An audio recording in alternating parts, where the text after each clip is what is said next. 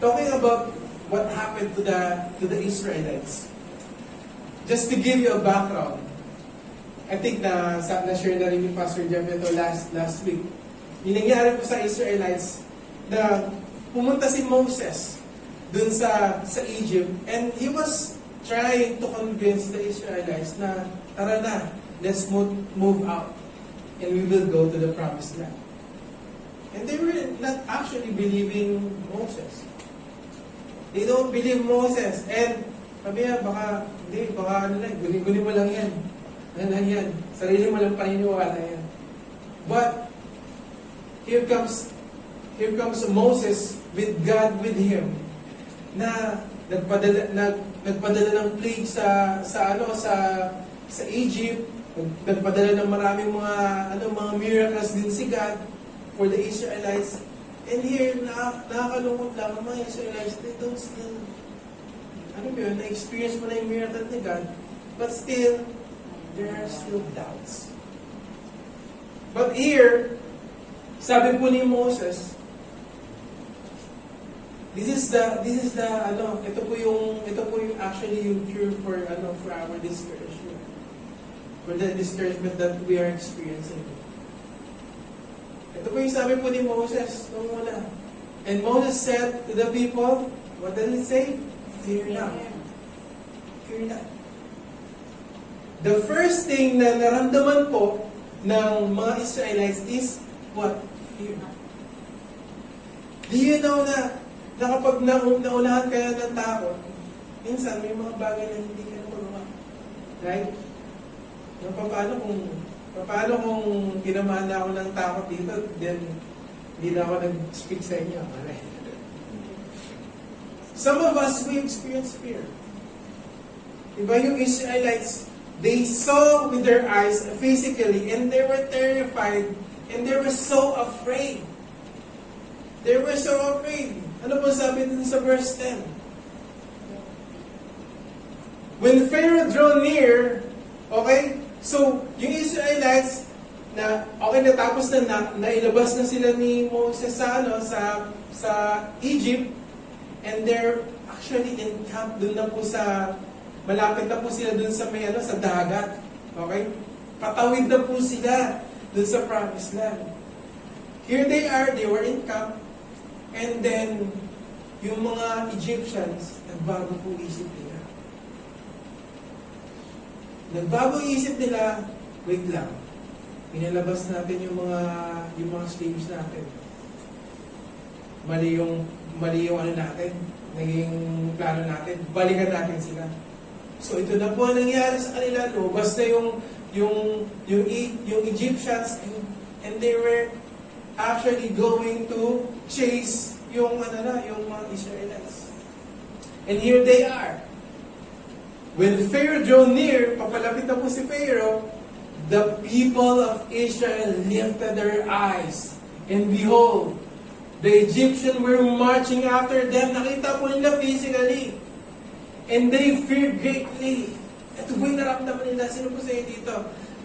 Yung nangyari po sa atin dito sa COVID, medyo may konting panic ata. Hindi lang konti, siguro. Talagang naramdaman po natin. All of us here, di ba? Siyempre, we don't know what's happening. Parang biglaan lang. Yung kalaban mo, nandiyan na sa harapan mo. Okay? You're just talking about with your friends na, alam mo, yung ganito. Biglang, ito na. Tuloy, nasa harapan mo, nandiyan na si Pharaoh. He was trying to get you. He was trying to chase the Israelites and bring them back to Egypt.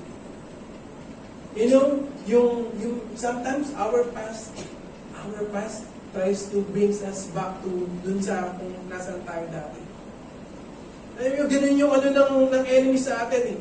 He would, nakalaya na tayo, okay na, pag victory weekend ka na, and then later on, alam mo yung enemy, mangutak yan eh. He would always think about, okay, itatime ko na naman. And sometimes we're not guarded with that. Alam mo yung enemy, he would try to look for weaknesses, and then later on, hindi natin alam, we already fell down. Later on, we already don't know, wala na ako sa church. Wala na ako sa mga victorious. Later on, you don't know who you are. Later on, you gave up. And this is what's happening to the Israelites. Andun sila, kinuwanan sila ni Moses from Egypt, and then, eto na, nakalabas na sila sa Egypt, going to the promised land, but here comes Pharaoh. Hinahabol na naman sila.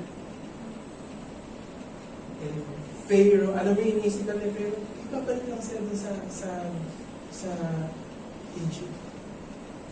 And they experienced this great fear. And the people of Israel cried out to the Lord. They were crying out to the Lord kasi ganoon tayo, di ba? Kapag na-experience natin yung fear, kapag na-experience natin yung takot, no, talagang we cry out to the Lord, Lord. Ikaw talaga yung last na person na nalapit ako, Lord, hindi mo na kaya ito. It's good that we run to God. But here comes the Israelites. They cried out to God. They were discouraged. Yung moral nila nag-die down. You know, the first thing that we feel when we have discouragement is actually yung fear. Yung takot. Alam nyo, one of the phobia po ngayon is that may phobia na tawag niya agoraphobia. Alam niyo po kung ano yung agoraphobia? It's the fear of the open or the crowded spaces. You know, what happened nga yung sa atin yung pandemic, di ba? Marami po mga tao ngayon takot na sa mga gathering, mga ganito. They already have this fear. This one is already actually on top 4 na 2020. And hindi natin alam. Akala natin we're already believing God. But this is actually the whole earth na experiencing this. And hindi lang po natin experience to, dati pa lang na-experience na ng mga Israelites. Natakot na sila. Here comes the fear going back to them. And ito po yung sinabi ni Moses. Okay. And he said to the people, okay, fear not. Ano yung una? Don't be afraid. Yung pangalawa, stand firm. Stand firm. Can we say this? Stand firm. Stand firm. Sabi mo sa kapal mo, stand firm. Stand firm. Pero upo ka lang. Because when problems starts to rise up, we start to blame instead of just looking at the Lord, but we include others to blame. Di ba? Ano po yung nangyari sa Israelites? And they said to Moses, is it because that there is no graves in Egypt that you have taken us away to die in the wilderness? What have you done to us in bringing us out of Egypt? Dinabas mo nga kami sa Egypto, pero hayaan mo kami dito mamatay. So nagkakaroon na ng blaming game, okay? Ikaw to Moses, kasalanan mo to eh. Okay naman yung buhay namin dun sa Egypt eh. Okay. Meron naman kami trabaho dun eh. Inayos mo kami, dadali mo kami sa promise na itong mga matay kami dito. Nandiyan na yung mga Egyptians. They were going for us. They started to blame Moses. And for some of us here, di ba? Some of us, we want to encourage people. Pero some of us, we experience rejection, di ba? Na hindi siguro. Sabihin natin na, oh, okay lang yan, let's believe God. Let's believe God's victory. Hindi siguro. Yan yung mga taong gano'n na, or negative. Di ba?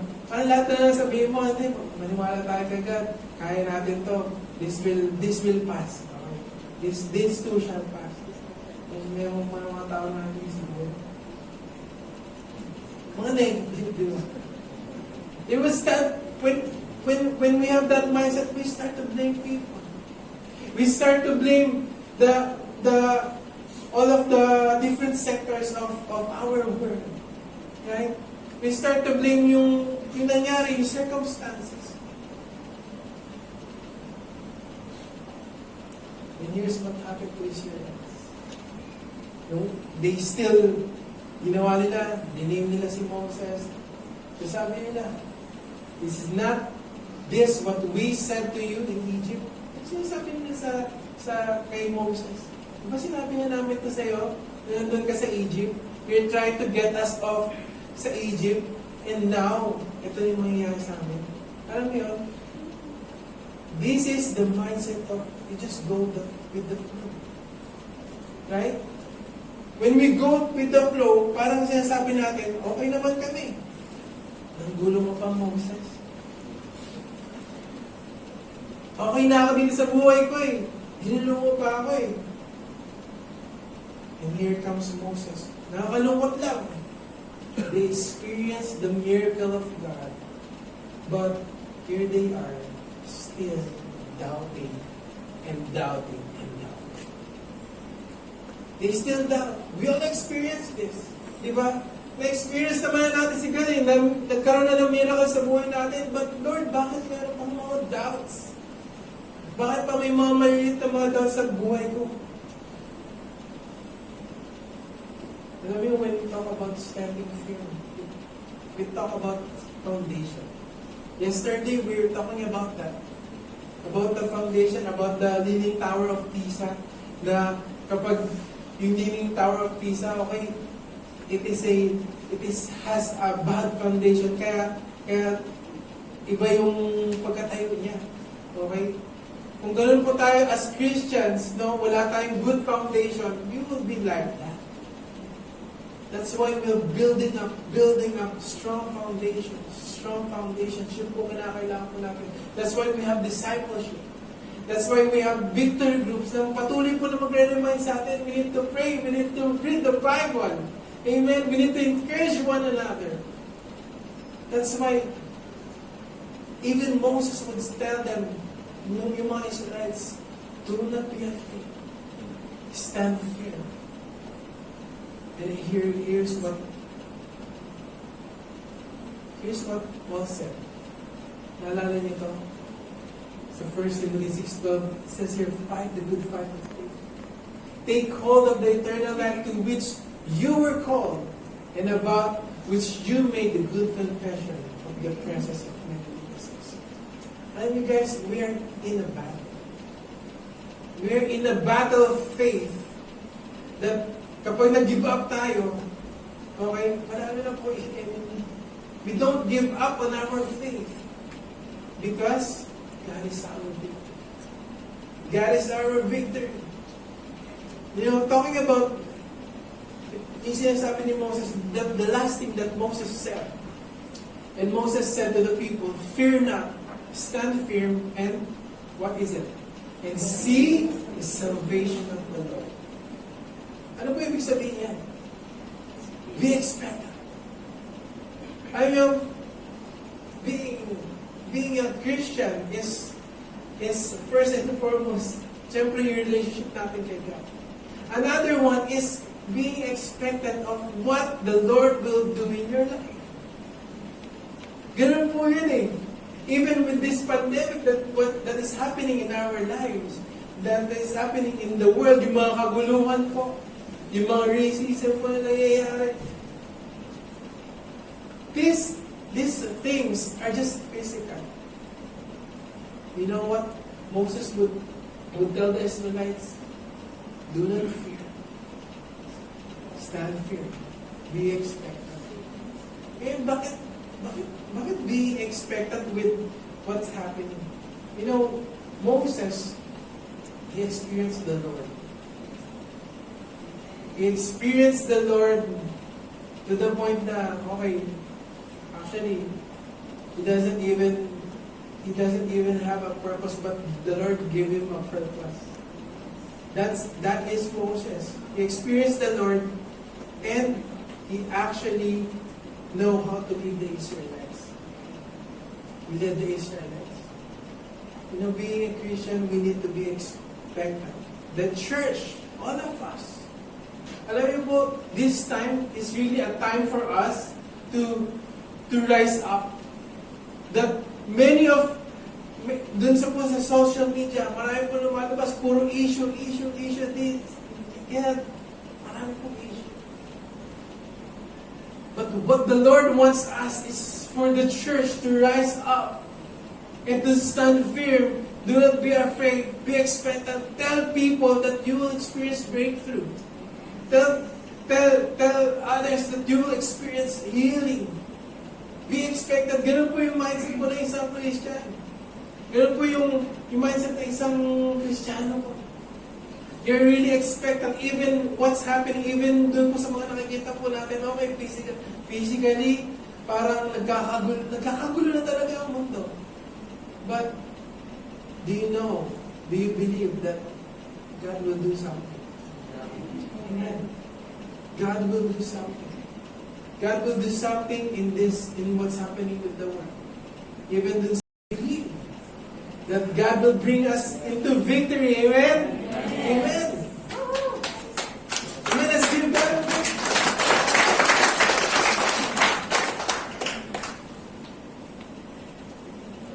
You know, Moses, he is really a leader.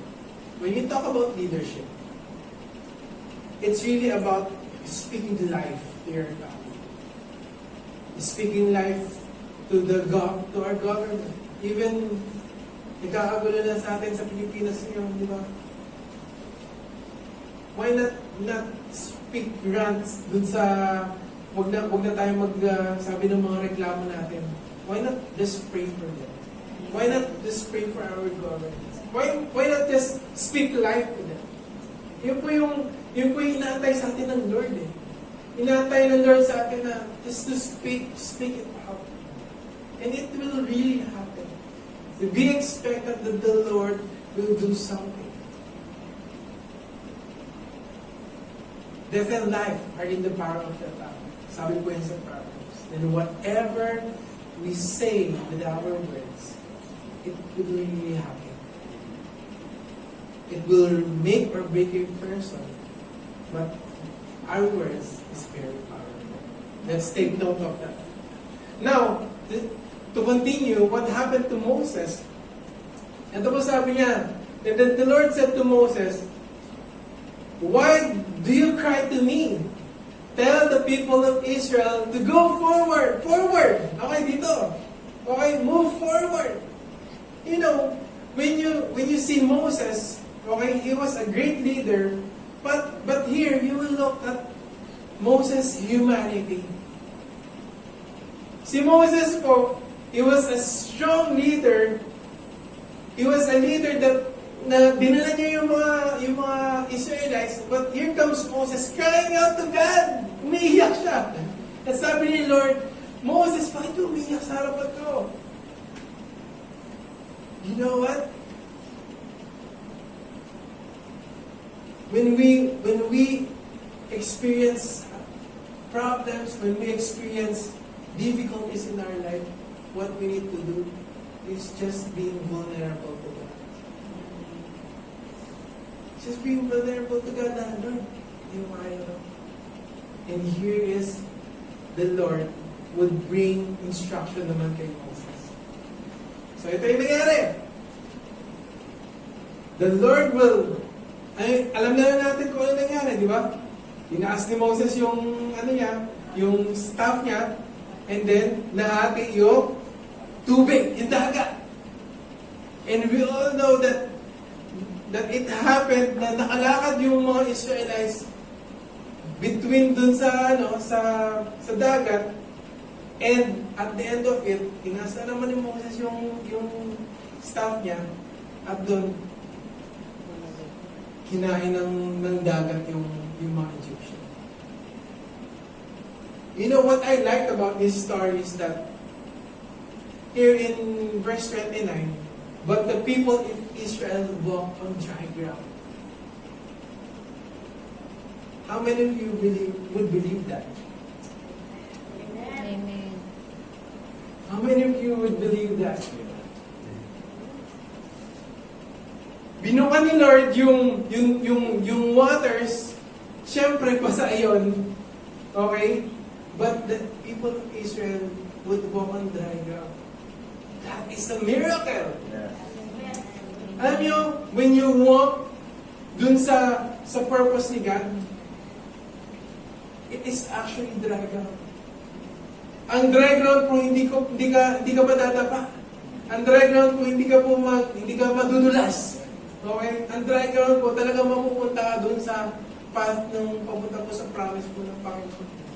Ganun po yung experience ng Israelites. Kung dito pa lang victory na eh. Victory! Okay na tayo dito. Dry ground, grabe yung miracle na ni Lord. Imagine the Israelites, they are walking in the miracle of God. How many of you want to experience that? At lahat po tayo, we're actually experiencing it right now.